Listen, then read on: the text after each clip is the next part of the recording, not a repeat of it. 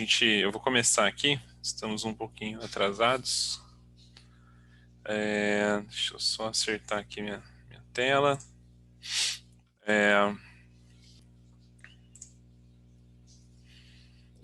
Compartilhar aqui.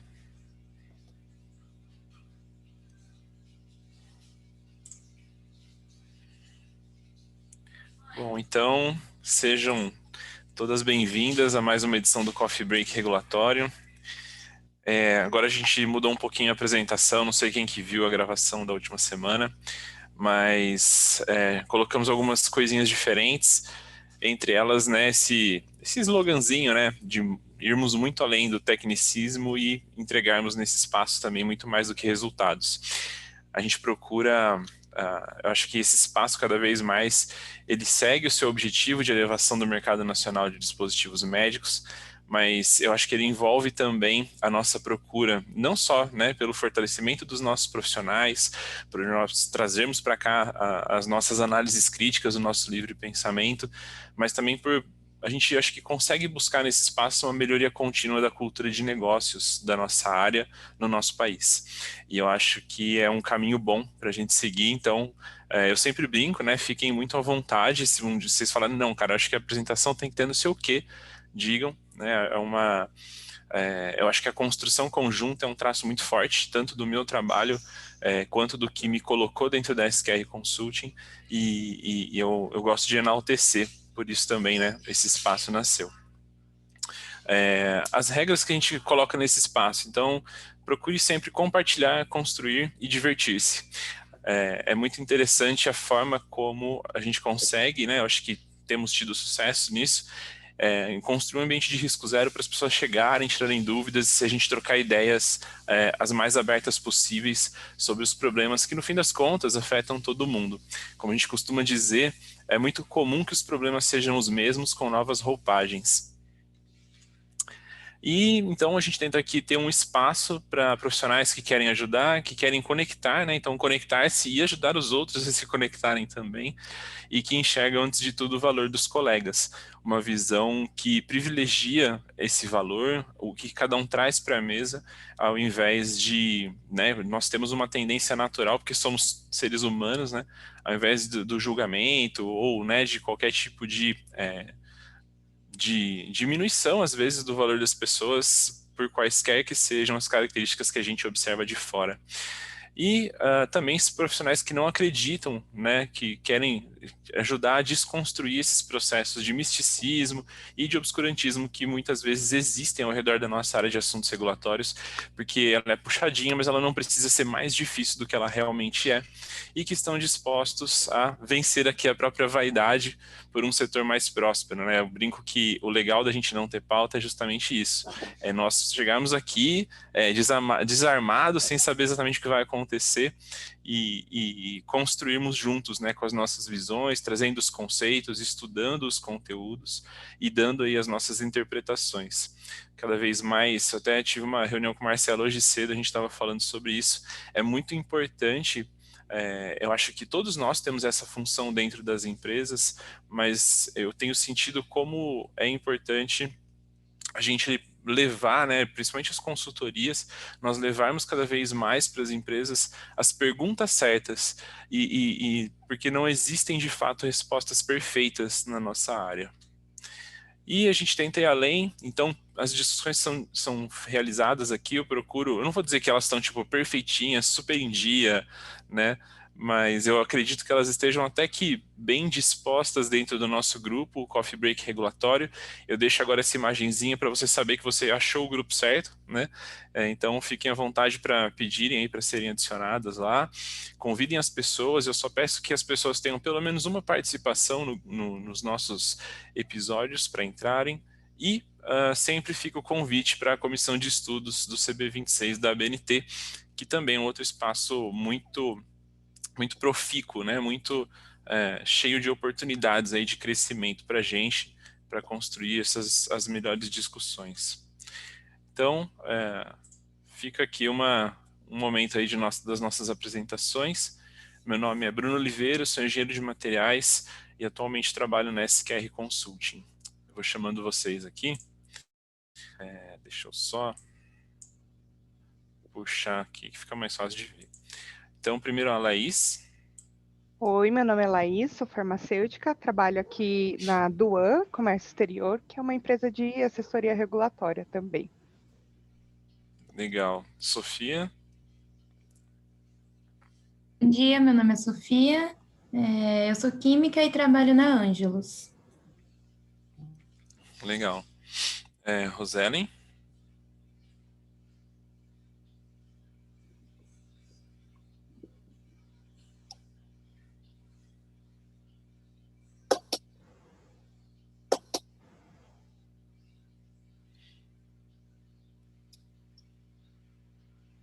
Roselen. Eu não sei se talvez você esteja falando, a gente não está te ouvindo.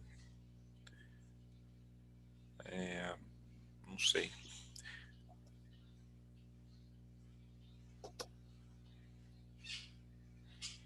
Eu vou passar e depois eu volto. Acho que ela vai sair para voltar. Vanessa. Bom dia, vocês estão me ouvindo? Sim. Oi, eu sou a Vanessa. Eu estava com um probleminha no áudio mesmo, mas acho que agora está ok. Eu sou da área de assuntos regulatórios também. Bom dia para todos. E eu trabalho na Dentsply Cirona. Legal. Juliana. Oi, pessoal, bom dia. Eu sou a Juliana, sou coordenadora de assuntos regulatórios na Ângelos, indústria de produtos odontológicos, e é um prazer estar aqui com vocês.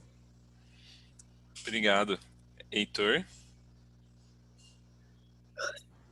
Bom dia a todos. Sou Heitor Luz, sou coordenador da Comissão de Estudos de Implantes para Cirurgia. Sou engenheiro metalúrgico de formação, doutor em engenharia mecânica e não trabalho para ninguém, porque sou aposentado só por causa disso. Legal. A Roselen está voltando aqui. Deixa eu ver se ela... Roselen, tá funcionando aí? Agora vocês estão me ouvindo? Sim, sim. Eu ajustei alguma configuração aqui e não deu certo. Mas eu entrei, saí, entrei de novo, acho que agora vai. Então, meu nome é Roselen, eu sou consultora de assuntos regulatórios na Orens Consultoria em Porto Alegre. Legal. Seja bem-vinda mais uma vez. Obrigada. E vamos lá, novidades da semana. Alguém tem alguma coisa que gostaria de compartilhar aí das novidades da última semana?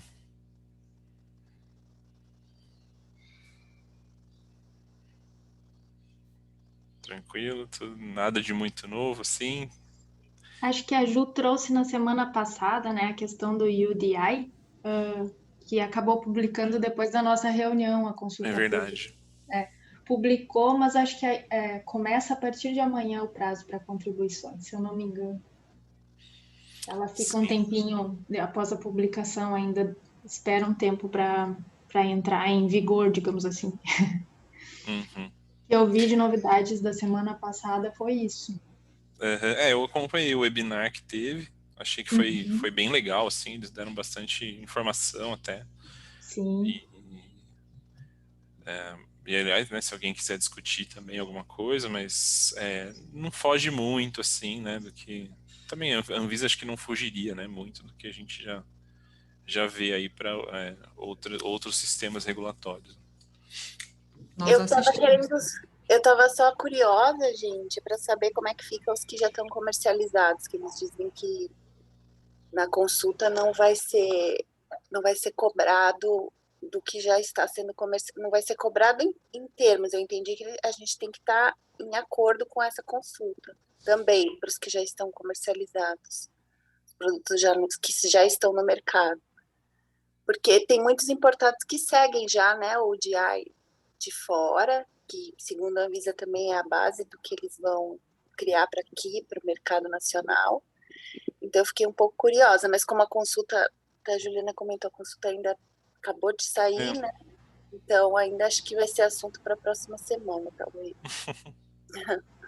Eu acredito que vai ser o mesmo número, certo? A gente não vai ter que criar um novo, ficou claro isso, né? Vai ser as mesmas agências. Eu também espero, porque, por exemplo, eu trabalho com importado que já vem, né, com o DI já do fabricante, já há um bom tempo, porque o MDR lá já está cobrando isso deles há alguns anos já. E eu espero que sim, Juliana, que eles não mudem, não queiram mudar nada, porque daí vai ser um trabalhão, né, para o pessoal de fora. Não. Eu acho que a gente vai ter que só notificar o mesmo, né? O mesmo número que a gente já tem para os nossos produtos no mercado, né? Notificar na database da Anvisa, que vai ser como que é? O DID? É isso, né? Agora, o deles vai ser o Tem a DID. GoDID, né? GoDID da Isso. FDA. É. E é isso. Esse fluxo também ainda não, né, no webinar que eu participei, não ficou claro também, mas eu acho que vai ser um negócio simples, né, talvez até pelo site da Anvisa, ou teria que notificar via protocolo no Solicita, alguma coisa assim, né, mas se for só mandar os números, nossa, muito bom, né, porque daí a gente não tem muito trabalho, né. O que ficou claro e que eu acho que é legal é que é uma base de dados pública, né? Mesmo o pessoal que estava participando lá perguntava lá, o pessoal, não, vai ser público, né? Então, achei interessante. Deixa eu dar um oi para Nancy. Nancy, seja bem-vinda. Bom dia, desculpa, eu estava tão envolvida com o serviço que perdi a hora. Bom dia a todos. Bom dia. Bom dia, Nancy. Bom dia. Já perdi bastante coisa, porque cada minuto com vocês é valioso. Estava falando do famoso UDI. Do UDI, estava conversando um pouquinho sobre ele. Mas eu acho que assim, eles vão, creio que, porque é aquilo, né, eles vão manter, eu acho, né, espero, as mesmas agências, né, as mesmas issuing agencies lá, né, que eu esqueci, toda vez a gente esquece esse issuing, né, pro português aí, mas são as mesmas, né, pega GS1, a tal da não lembro agora, HI, AA, sei lá, um negócio assim. HI, BCC, né? Isso, tem HI, BCC. Mantendo a mesma, tá bom, né? Não tem problema. Eu acredito que vai ser mesmo. Eu ainda não tive tempo de me debruçar na proposta lá da consulta pública, mas eu não sei se vocês chegaram a ver na minuta, se fala alguma coisa a respeito. O que chamou mais atenção para mim foram os prazos, assim, conforme a classe de produto, prazo para adequação, né? E a gente também tem uma previsibilidade ali de quando a publicação vai entrar em vigor. A previsão é para final do ano, né? Então, dependendo da classe do produto, ainda tem um prazo ali para se adequar.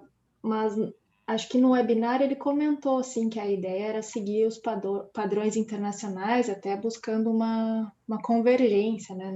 Não inventar nada novo, assim. Sim. Uma nova jabuticaba. Roseli, você já exporta seu produto? Não, Nancy, enfim, a gente assessora algumas empresas que trabalham, né, que importam produtos das classes mais variadas de risco, mas com exportação eu não tenho muita experiência. Não, porque se o produto que você trabalha já está sendo livremente comercializado nos Estados Unidos, por exemplo, provavelmente já deve vir com o UDI dentro dos requisitos da Anvisa, porque a Anvisa está adequando a RDC aos mesmos padrões definidos no IMDRF. Então, se você atende, se o teu produto já está no mercado americano, europeu, né, japonês, que estariam dentro do IMDRF, eles já estariam atendendo. Então, você não teria grandes mudanças a fazer, né? Concordo, eu acho que vai ser um desafio principalmente para as empresas nacionais, né, se adequarem. Para elas vai ser um universo novo, assim.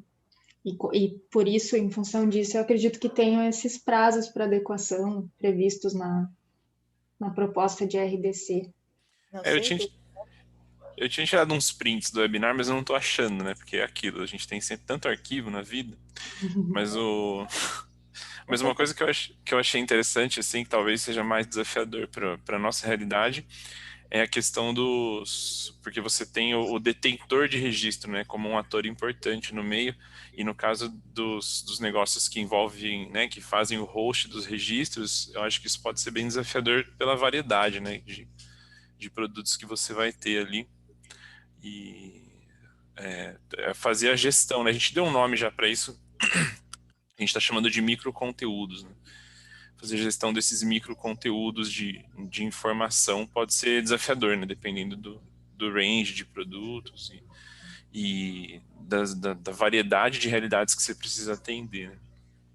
Bruno, quando esse assunto começou, né, quando a gente já tinha começado a trabalhar isso com a Anvisa já há alguns anos atrás, e nos surpreendeu saber que a gente não tem ideia de quantas empresas não têm nada internamente relacionado à informática, à identificação de produtos com relação a essa parte de código de barras. A gente considera isso como uma coisa assim corriqueira, né? As médias e grandes empresas, né?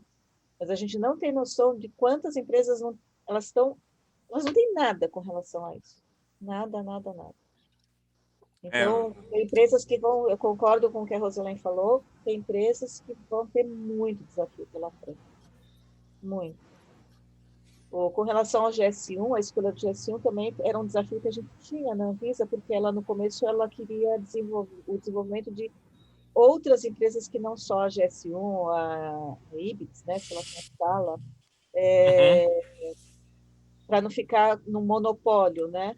Só que a GS1 é global, ela é worldwide, né? Então, quanto mais normalizado tiver isso, quanto mais convergente tiver isso, melhor o resultado, né? Mas eu acho que o desafio maior vai ser as empresas que não têm nada ainda desenvolvido para identificação com código de barra dos seus produtos. Então, eu achei aqui as figurinhas que eu tinha feito do show. Mas se vocês quiserem ir falando de outras coisas, tá, gente? Mas sim, isso daí a gente tem todo um ecossistema, né, Nancy?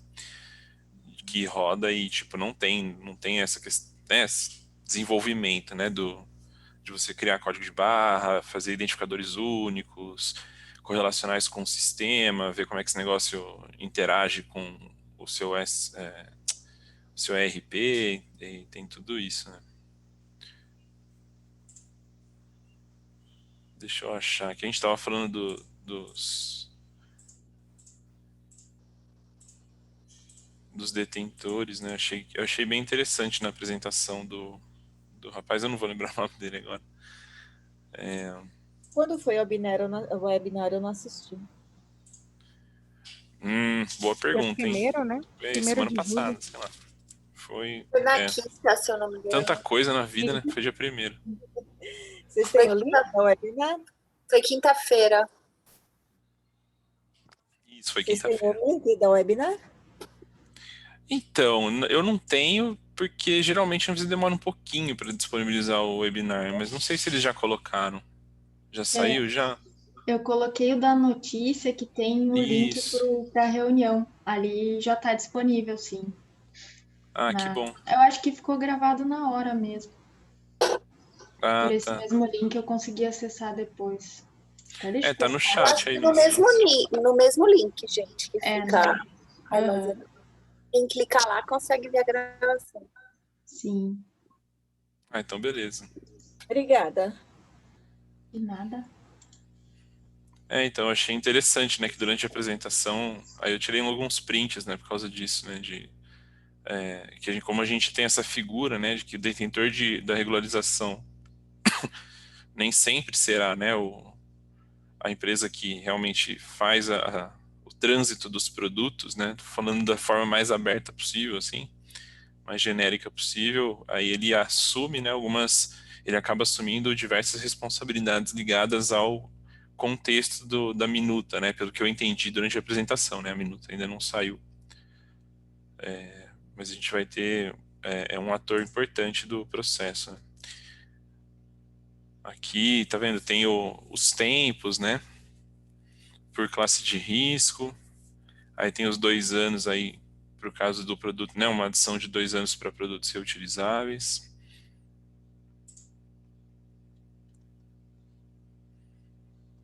Bruno, Oi? a minuta ela está disponível na consulta pública, né? A minuta da RDC. Ela tá disponível já? Tá. Que a Mas última já vez que eu vi saiu, não porque tava até- ainda. Eu vou compartilhar aqui também. Acho que até Ô, sexta joga aí. não tava. Então, sexta-feira, eu dei uma olhada sexta cedo, aí eu não tinha achado, pelo menos. Eu Eu acho recebi que- um e-mail do Sindusfarma, daí tava lá o link mesmo para a minuta da CP. Ah, tá. Mas acho que é a Vanessa? Ou É. a... Nós duas. Eu cortei a cabeça do rapaz aqui. Coloquei ali no chat o link. Ah, legal. E é o mesmo texto que estava sendo revisado pelo Sindusfarma, né? Acredito que Isso sim. Deixa eu ver aqui. Ah, legal, depois já vou salvar aqui pra já começar, né? Fazer a leitura, pensar na vida. Legal. Então tá. Acho que é muito importante pensar em alguns detalhes, como, por exemplo, formato de data, porque esse tipo de detalhe, depois, ele é o mesmo para você comercializar seu produto, por exemplo, nos Estados Unidos. Se você, de repente, não colocar a data no formato que é previsto, você pode ter que fazer algum ajuste depois. Então, são detalhes interessantes na hora de estar fazendo a implementação na empresa, né? Uhum. É uma festa, né? Temos várias diversões aí possíveis para os próximos anos aí, com certeza.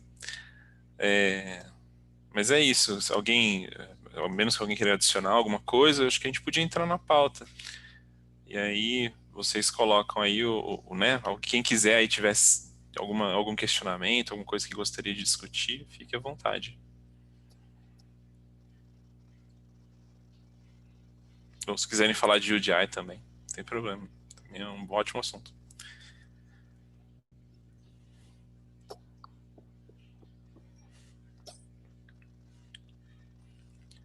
Olha lá, Heitor, olha o silêncio da galera. Constrangedor, né? Já que ninguém tem o que falar, eu vou abusar do conhecimento de todos, porque eu Não, tô mas com esse é o uma objetivo. dúvida. Tô com uma dúvida aqui. É o seguinte, de novo, eu com boas práticas de fabricação aqui. É o seguinte, a gente tem uma empresa que o fabricante real, né, do produto é na China, e essa mesma empresa tem uma filial, né, nos Estados Unidos, que seria o fabricante legal. Ok. Então, até aí, todos sabemos que as boas práticas têm que sair no nome da empresa lá da China. Perdão, o que é fabricante legal? Então, é isso que eu tava para perguntar. Tá. Fabricante legal é quem detém o registro do produto fora do Brasil, né? Vamos pensar assim.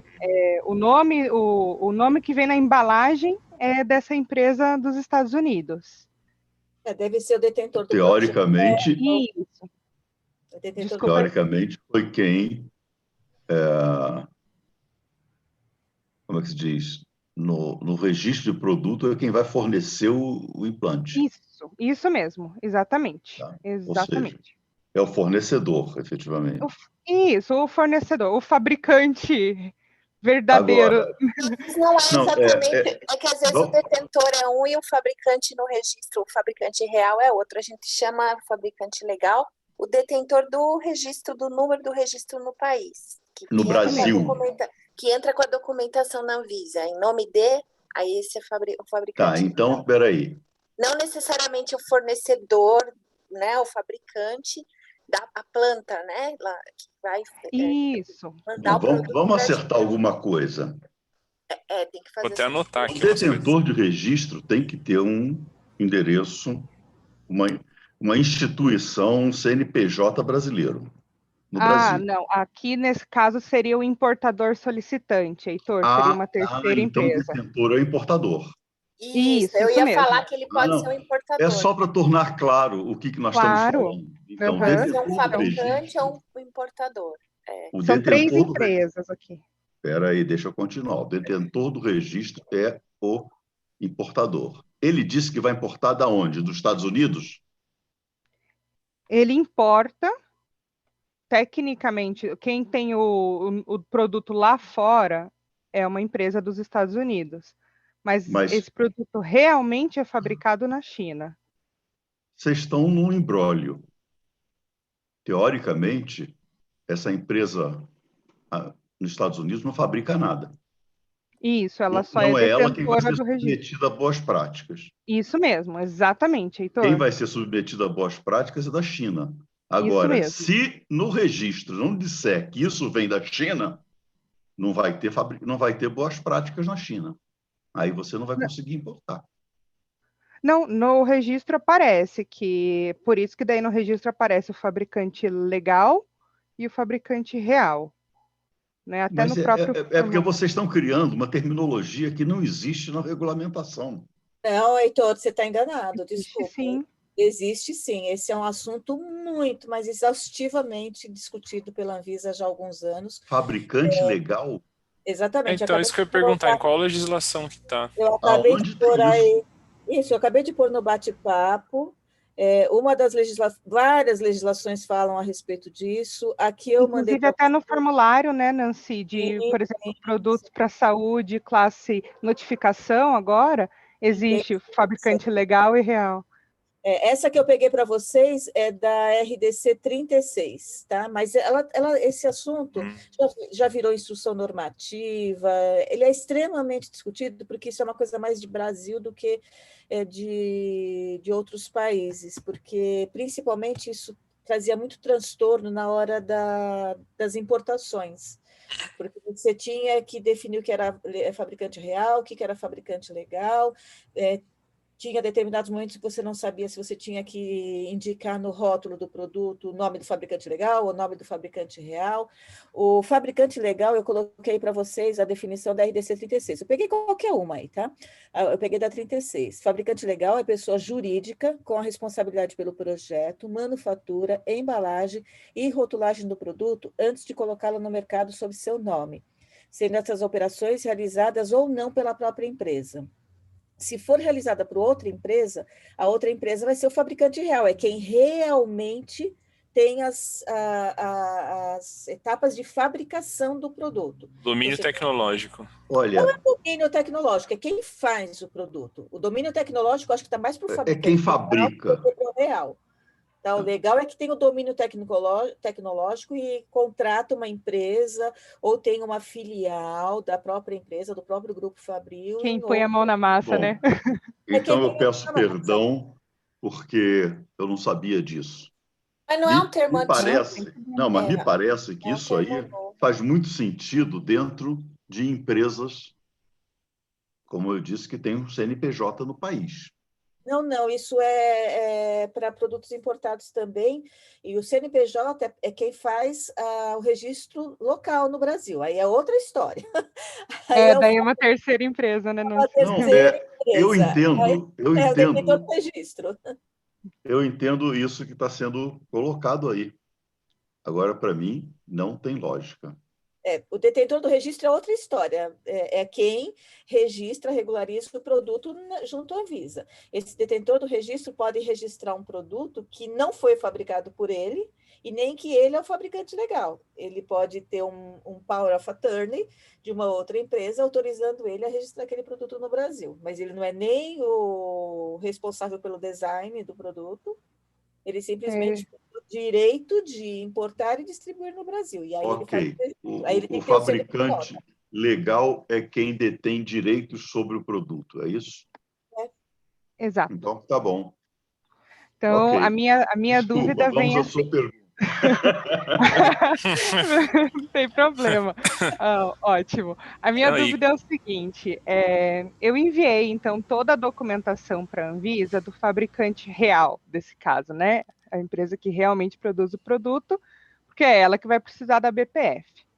E eles têm, obviamente, né, ISO 13485, e foi um dos relatórios que eu enviei para a Anvisa. né? O relatório da ISO 13485 deles. E a Anvisa me devolveu uma exigência dizendo assim: apresentar o relatório conclusivo mais recente emitido pela BSI, nesse caso, né? Que foi realizado lá em janeiro, pois não permite, no relatório que eu enviei, saber se foram cumpridos os requisitos do capítulo 4, que é o controle de projetos e registro mestre do produto. Aí vem o BO, o problema do caso, porque assim, o que a fábrica me respondeu? Que realmente quem faz o controle do projeto e do registro mestre não é essa fábrica da China, é a fábrica dos Estados Unidos. Dos Estados Unidos. É isso que eu ia perguntar, quem é o dono do projeto? Eu tava para perguntar isso. E daí, assim, isso nunca tinha acontecido comigo, sabe? Porque, a princípio, a fabricante real sempre também fazia algum controle. E eles me falaram assim, olha, nós podemos apresentar o relatório da fábrica dos Estados Unidos, mostrando esse controle. Mas a gente não sabe se isso não vai gerar mais questionamentos para a Anvisa. E daí... Questionamento, eu acho que não. Você, em princípio, vai ter que apresentar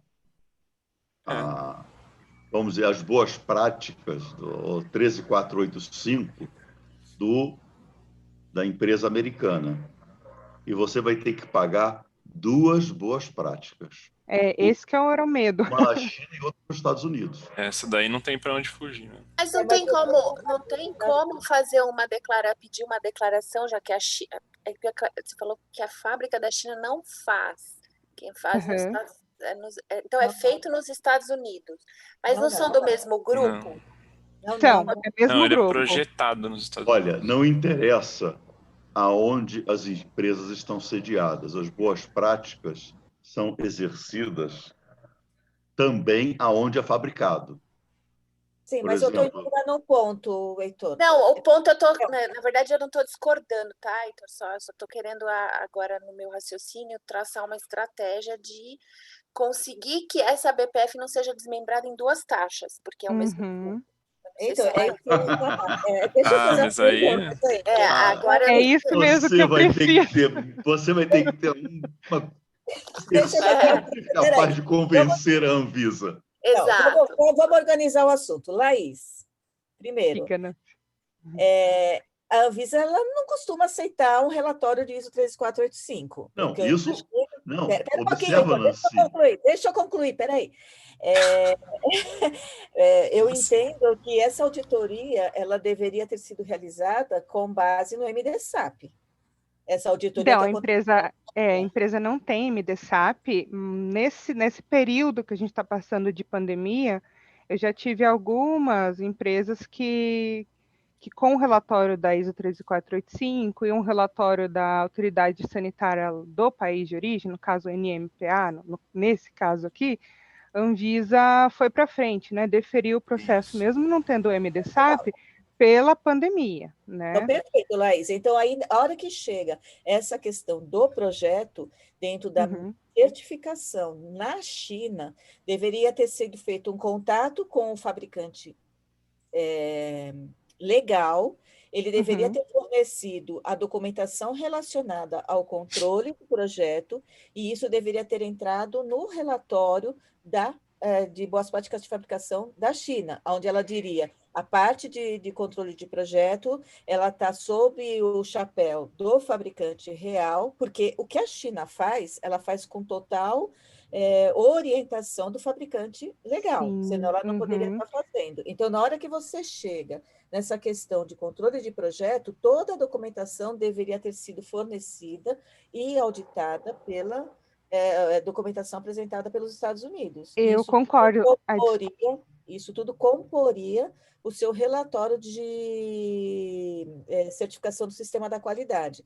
Se isso não foi apresentado na época, eu acho que hoje você poderia fazer um anexo à documentação que você enviou, trazendo as informações que sustentam o controle de projetos, que pode estar num relatório do fabricante legal, e colocaria isso como uma emenda ao que você já apresentou, porque os dois compõem o sistema da qualidade que está certificando lá a China. Entendi, porque no caso, talvez essa empresa Você tenha um está sistema de falando da qualidade global, né? 13485, né? Não, eu estou falando do sistema de gestão de qualidade. Se há uma exceção hoje, que a Anvisa está aceitando o relatório da ISO 13485, porque isso é uma exceção, Então, não é. Sim. Mas eu acho que, não, em princípio, não. Quando ele... Eu entendo Eu que queria quando eles, mostrar para vocês aqui. quando eles, O quando eles código, né, questionaram Bruno? não tem isso na 13485, é porque ele pegou a 13485 para ver que pontos eu vou centrar. Aí ele disse, ó, não tem isso, então, peraí, você não tem isso, eu quero informações sobre isso.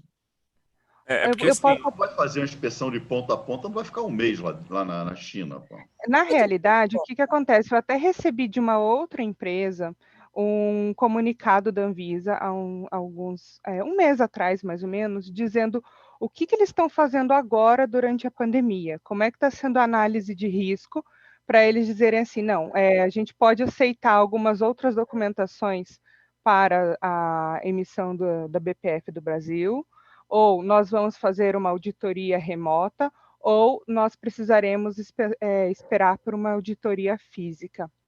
Nesse caso, eu entendo que essa exigência que a Anvisa me passou seria, ou você apresenta esses documentos que a gente está te pedindo, e daí a gente vai conseguir liberar a BPF sem inspeção, ou nós teremos que fazer uma inspeção, né?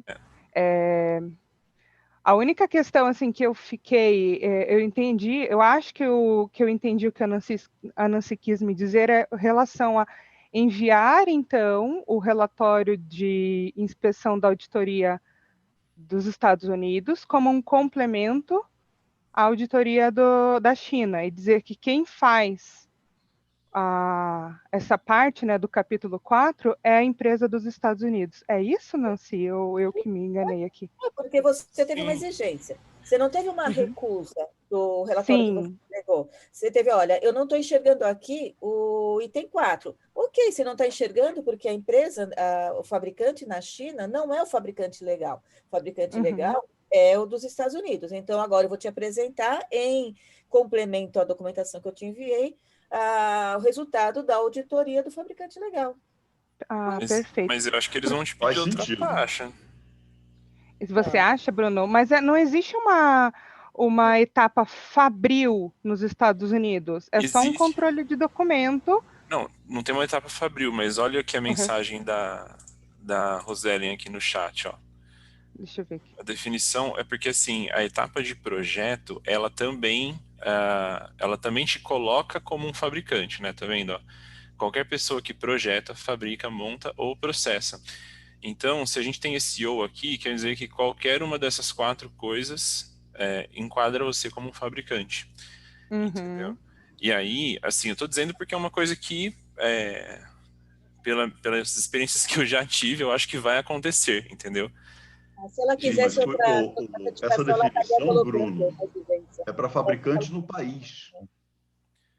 Não, tudo bem, mas o que eu tô dizendo é que, tudo bem, ela é da 185, mas ela é a definição que nós temos até aqui de fabricante. A gente poderia talvez encontrar outras em outros documentos, mas eu Sim, não vou mas lembrar de você está cabeça. falando na 185, porque na 185, registro de produto, ou você fabrica no país ou você é importador. Na 185, o fabricante externo, entendeu? Ele está condicionado ao registro do importador, mas ele não é fabricante no país. Pô. Eu estou sendo chato porque definição é definição, você tem que usar, o cara vai pegar aquilo ali. Sim. Não, agora, mas se a Anvisa quisesse que você fizesse um outro processo adicional de boas práticas de fabricação, aí você abriria outro processo, pagaria outra taxa, ela deixaria claro na exigência. Também acho que não teve exigência. Não, ela só está pedindo, por enquanto, uma complementação. Se ela, eu responderia, porque ela não está te pedindo, duplique esse processo de boas práticas em 2. Sim. A Anvisa, quando ela entende que tem um assunto que tem que ser pago, além do que você peticionou, ela pede na própria exigência. Ela deixa claro. Ela deixa claro. Mas ela já sabe. Mas ela já sabe que o projeto não está na empresa da China?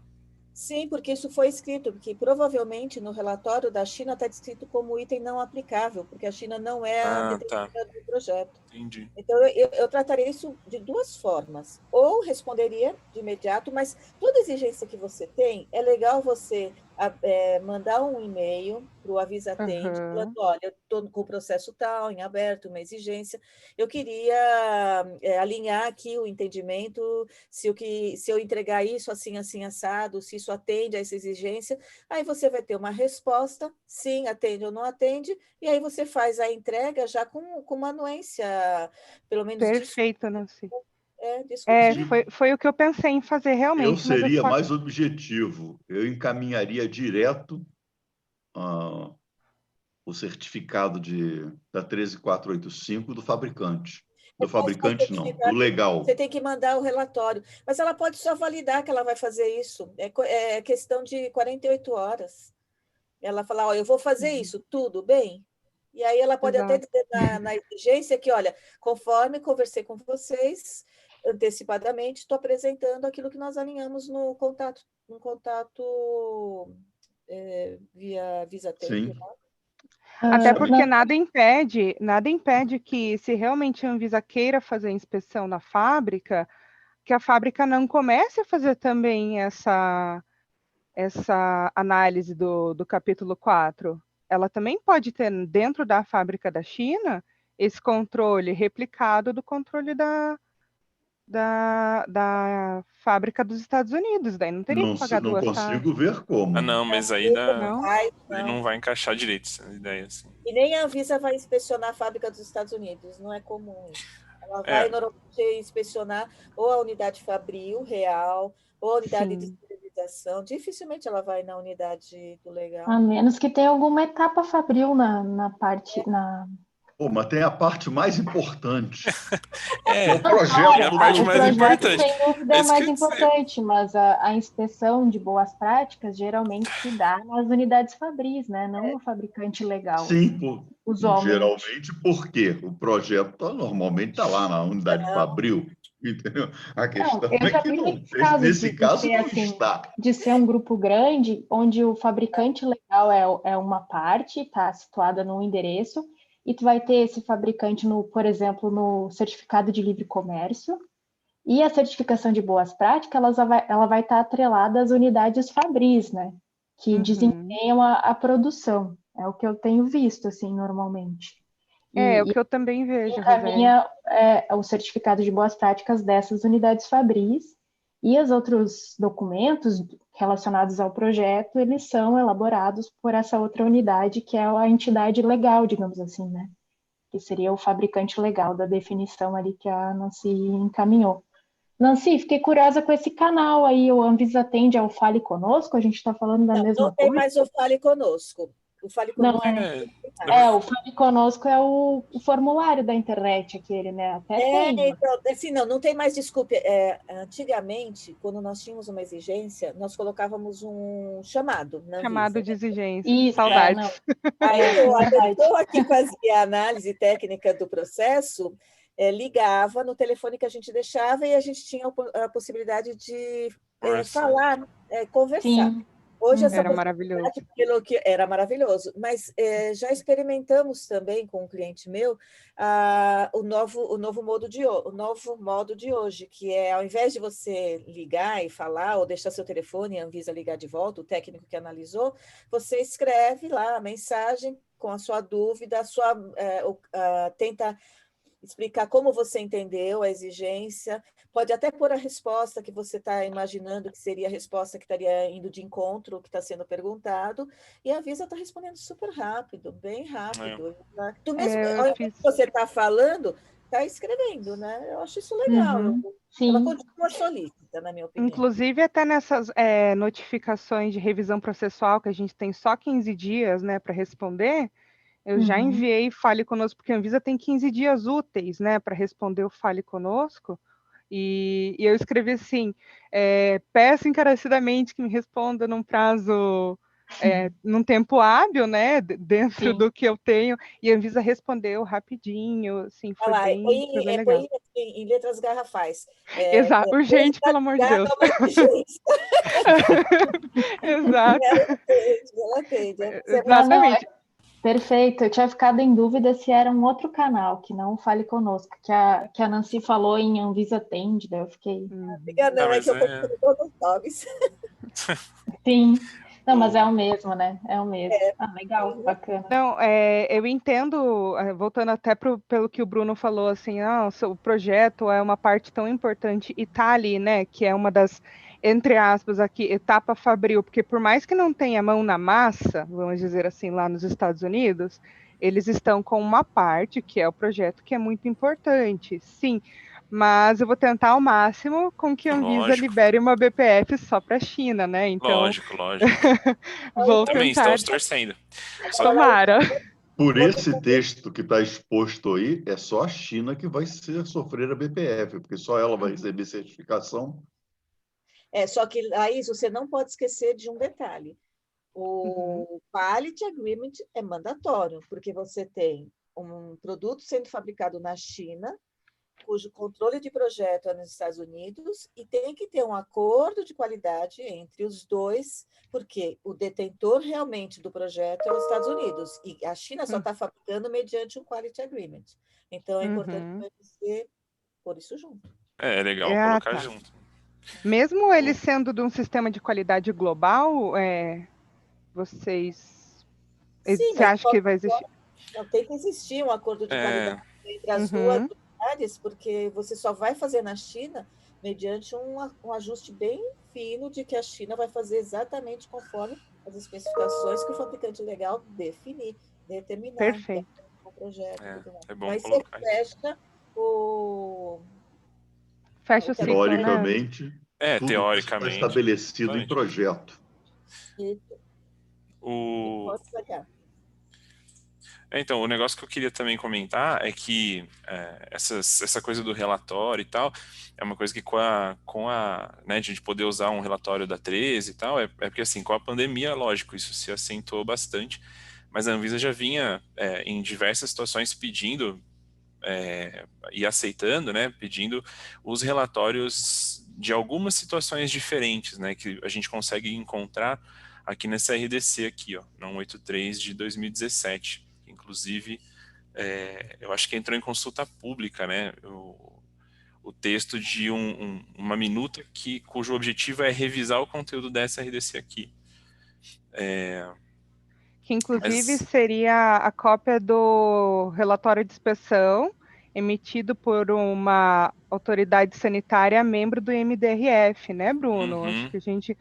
ou por organismo terceiro, por ela credenciada. Foi nesse item aqui que eu coloquei o relatório da ISO 13485, porque... Isso. Né, Vamos entender uma coisa, que um relatório, uma certificação de boas práticas da 13485 é apenas um dos itens da certificação de boas práticas da 185, em que você obtém uma declaração de terceira parte dizendo que você tem um sistema de controle de qualidade e que ele funciona, está aplicado, etc. e tal. Isso é o pré-requisito da certificação de boas práticas da Anvisa. Ah, sim, mas é porque essa RDC 183, ela se refere justamente às possibilidades de utilização de relatórios que a Anvisa, né, reconhece para o efeito de conceder, né, essas boas práticas de fabricação para os estabelecimentos que estão fora do território nacional e do Mercosul. Então, eu só queria mostrar porque é bem didático, assim, se a gente vem aqui, ó, você vai pegar a situação aplicável, mas eles deixam muito bem resumido, né, o que está na 183, né? Então, você pode ir nesse item 8 aqui, né, você vai ter a cópia de relatório de inspeção ou auditoria mais recente, emitido pela autoridade sanitária do país de origem, né, ou por organismo terceiro por ela credenciado. Aí, numa segunda possibilidade, a cópia do relatório e tal, ou auditoria mais recente, emitido por autoridade sanitária de país membro do IMDRF ou por organismo terceiro por ela credenciado, quando aplicável, e a cópia de relatório da auditoria mais recente emitido por organismo auditor terceiro que tenha sido reconhecido pela Anvisa quando aplicável. Então, você tem algumas vias. E aí, como eles... É comum, inclusive em exigência, como eles têm as vias de comunicação também, né, com outras autoridades regulatórias, eles até mandam, ou, né, eu não sei como é que funciona isso, né, deve ter uma base de dados, sei lá, mas eles já pediram, inclusive, eu já vi exigências assim que vieram para mim do tipo, pedindo um relatório específico, já falando, a gente quer esse relatório aqui né, da auditoria tal, que aconteceu não sei quando. Então, é um negócio que flexibiliza, né, que facilita e que também ajuda a Anvisa a colocar, a decidir melhor, né, onde que ela coloca a energia dela aí para essas inspeções. Sim, o objetivo de ter isso em mão, como em qualquer certificação, você ter resultados de certificações anteriores ou de avaliações periódicas que o organismo certificador procede sobre a sua empresa, é reduzir esforço, você focar naquilo que é importante, que já foi identificado, Sim. pode ou não pode ter problema. Uhum. Agora, estou achando bem curioso eles estarem aceitando isso como forma de certificar, acho. É ótimo para vocês, mano. Tem facilitado bastante, porque daí não tem que ficar esperando a inspeção, né? Eu tenho uma empresa, por exemplo, que eu estou esperando a inspeção desde 2019, na França. Mas esse período de pandemia fez isso ficar bastante crítico, né? Exato, não é culpa de ninguém, sabe? É. Essa empresa em específico, ela já teve uma inspeção no passado feita pela Anvisa indeferida, então pela análise de risco da Anvisa, eles falam, não tem como não fazermos uma inspeção física, né, agora. Não dá para aceitar só um outro relatório. E nem uma inspeção remota, nesse caso, não teria como mesmo, a não ser que essa empresa entrasse no MDSAP. Como eles agora não vão entrar no MDSAP nesse momento, então a gente tem que esperar a inspeção física mesmo depois que todas as fronteiras se abrirem, não tem outra opção. Mas durante a pandemia, inclusive antes também da pandemia, eu já tive algumas BPFs emitidas com os relatórios internacionais. Isso, é bem prático, né? Nossa, maravilhoso. Na verdade, o IMDRF ele foi harmonizado entre os organismos, né, que fazem parte, justamente com essa intenção, mas ele tem todo um protocolo próprio. Tem um período de auditoria maior, tem as normas que são verificadas 13485, a RDC 56 e outras, né, dos países em questão. É emitido um relatório, e esse relatório pode ou não ser aceito pelos membros do MDRF. Isso, a forma é diferente. O formato é outro, pode estar tendo exceções agora por conta da pandemia, mas é um sistema muito bem formulado e com a intenção de realmente reduzir o número de auditorias que a gente recebe, é um passo de confiança.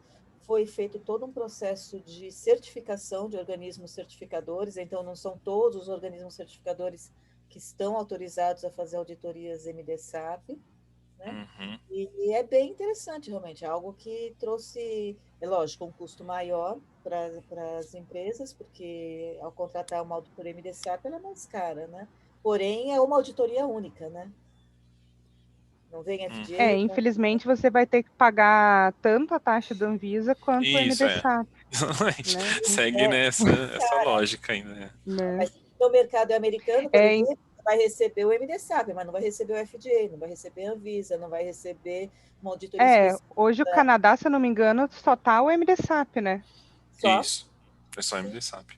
E aí você tem que ficar muito, aproveitando o comentário da Nancy, tem que ficar sempre muito atento com isso, né? Porque o organismo que ele passa a poder, né, fazer o MDSAP, ele é designado para o MDSAP, só que a gente sempre tem que acompanhar qual é a forma que cada jurisdição tem de reconhecer aquele organismo designado, né? Às vezes você tem esse gap, tem que tomar um pouco de cuidado. Então, você tem que sempre ficar de olho nisso, né? Por exemplo, no caso da Anvisa, você sempre tem que procurar a resolução que fala, esse organismo aqui e tal, nome, blá, blá, blá, não sei o que, está reconhecido, né?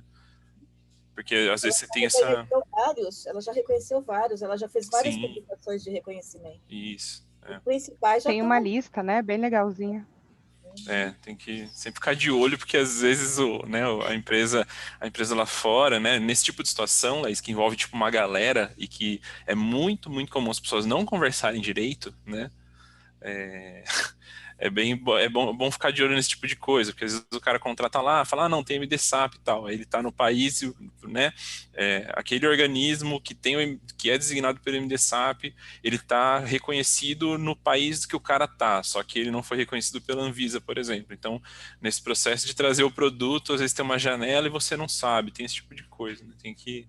Justamente aqui, para a gente, quando a gente tem assessoria, quando a empresa não parece muito boa, eu falo pro meu cliente assim, olha, tente o MDSAP. Se ele passar no MDSAP, as chances de depois dar tudo certo aumentam demais. Então, vale a pena investir, o fabricante investir no MDSAP, né? Eu vou pôr aqui o link dos organismos reconhecidos hoje, que acho que a Anvisa está sempre atualizando. A tendência também é que se multipliquem os MDSAPs e, quando isso crescer demais, mais restrições vão existir dentro de cada país para aceitação disso aí. Lembrem que os organismos notificados da Comunidade Europeia proliferaram. Reduziram, eles reduziram. Oi? Com o MDR. O MDR caiu bastante. Não, deixa eu continuar. No início, proliferaram. Exatamente por terem proliferado e aquilo ali ter virado uma bagunça, com todo respeito, entendeu? É que eles começaram a dizer, epa, o negócio não está dando certo. Eu acompanhei várias auditorias de MDSAP enquanto eu estava, antes de me aposentar, né? Eu acompanhei várias. O processo de auditoria MDSAP ele é muito mais criterioso. Você tem que estar muito mais bem preparado em termos de todos os mercados que você atua. Então, não é uma auditoria muito simples, vamos dizer assim, né? Você realmente tem que se preparar, como para toda auditoria, não é só para essa, né? Mas quando você envolve vários mercados de atuação, você tem que trazer toda a documentação envolvida com todos os mercados, né? Então, isso não é um processo simples. Então, esse tempo maior, né, de auditoria, quando você contrata uma auditoria MDSAP, ela se justifica por isso, porque realmente a sua vitrine é aberta em todos os mercados de atuação. E os organismos certificadores, pelo que eu lembro, né, quando do desenvolvimento deles, eles passam por várias sabatinas para poderem serem reconhecidos como autorizados a fazer auditorias MDSAP, que é o que está acontecendo agora com o MDR, né, Bruno? Você que acompanha bem mais o MDR do que a gente. O MDR também está muito criterioso na manutenção de organismos certificadores, né? Sim. O funil tá apertado, né? A gente vê que, se você for acompanhando, né? A gente até discutiu isso, né? Tem um documento que a gente consegue acompanhar o processo de designação, não em detalhes, né? Você só vê os números, assim. Você vê que tem muita gente no meio do processo, né? E aqueles... Acho que agora deve estar em 19 ou 20, né? Os que podem para MDR, e acho que saiu o 5º, né? De IVD recentemente. E dentro do organismo ainda tem um outro critério, que é o dos inspetores, né? Porque você pode ter um organismo certificado, mas o inspetor que trabalha nesse organismo não está certificado, né? Os auditores têm que obter os codes, né, que eles falam. Então, o code você obtém realmente, tem a parte de demonstração, né, de background, experiência e tal, só que também você tem que ir fazendo as auditorias para, né, as auditorias, tô tentando lembrar o nome, auditorias testemunhadas, se eu não me engano, é mais ou menos esse o nome, né, que você vai fazer auditoria e tem alguém auditando você auditando, né, e aí assim é que você consegue realmente ser, né, tipo, ser auditor pro modelo MDSAP. Mas encontro do que o Heitor falou, né, que esse aqui, a proliferação imensa agora está sendo... Isso, eu vou até colocar aqui, ó, esse documento é bem legal, quem quiser, 230 páginas de leitura, é o Audit Approach, né, que você falou, tipo, é bem mais elaborado, né, quem tiver com fim de semana aí comprido, tá? É porque realmente o auditor ele tem que seguir, você tem essa estrutura de tasks, né? Então você faz a avaliação das tasks e elas são bem detalhadas, porque você vai entrar, ela vai, digamos assim, acoplar na 13485, né? E aí dentro de cada requisito ele vai abrir em tasks, e aí dependendo do país que o auditado pediu, né? Que é a empresa que está solicitando pediu, você vai ter essas tasks abrindo mais ou menos em função dos textos regulamentares de cada sistema regulatório mesmo. É bem divertido esse negócio. Divertido é bom. Tem que ser, né, meu? Tem que ser. E é legal, a gente aprende muito, assim, quando eu preparei uma das empresas, né, quando eu era CLT ainda, eu ajudei eles, assim, né, fiz a preparação da empresa para 4 países, né, a gente não tinha o Japão naquele momento ainda, e é bem desgastante, né, você ir abrindo esses requisitos e discutindo como que eles vão entrar realmente nos processos, né, você vai vendo que acontece, né, na ponta de cada requisito um processinho de capilarização, assim, aí tem mais umas coisinhas que saem, e aí é legal porque o próprio MDSAP faz essa amarração, né, de olhar o sistema de gestão, mas também olhar as marketing authorizations, né, dos produtos. E aí uma coisa puxa a outra ao longo do processo, fica bem interessante. Beleza? Acho que é isso, né? 12:10. O que é esse primeiro link da Laís? Eu tentei abrir e não deu certo. Só faltou uma letra faltou no um final, S. por isso que eu mandei de novo. Então Não vai dar certo mesmo. Então. Mas é isso. E legal, Laís, muito obrigado, viu? Cara, essa discussão aí sempre é interessante, porque sempre tem muitas variáveis e nos ajuda aí com essas perguntas. Obrigada por me ajudarem aqui. Era mais ou menos o que eu tinha planejado fazer mesmo, era literalmente fazer uma conversa com a Anvisa pelo canal de comunicação deles. Eu só fiquei com medo disso levantar uma lebre, né? Mas, enfim, se levantar, não tem o que fazer, não existe outra, não tem como fugir disso, né? Se eles quiserem que seja feita uma auditoria nos Estados Unidos, embora não tenha processo fabril, vamos pensar assim, de fato, né? Infelizmente, vai ter que ser feito. Se a gente pegar... eu estava olhando aqui o texto da 183, inclusive. É doido porque dá para a gente brincar com essas definições. E, gente, eu realmente acho confusas, às vezes, algumas delas, né? Acho que elas, inclusive, não se conversam muito bem. Mas você pode até argumentar, e assim, né? Se a Anvisa argumentar, ela pode argumentar um tipo de coisa assim, tá vendo? Que, por exemplo, lá nos Estados Unidos, não é uma unidade fabril, mas é um fabricante. Se a gente cruzar as definições. Então, fica esperto, né? Assim, manda lá, seja sucinta. Isso, eu volto com a resposta da Anvisa para vocês. Volta para nós na pauta, isso Pode deixar. Torçam por mim. Legal. Então é isso, gente. Muito obrigado mais uma vez. É sempre um prazer. E a gente se vê na semana que vem. Ok, um abraço a todos. Até a próxima. Ótima semana, obrigada. Bom trabalho para todos.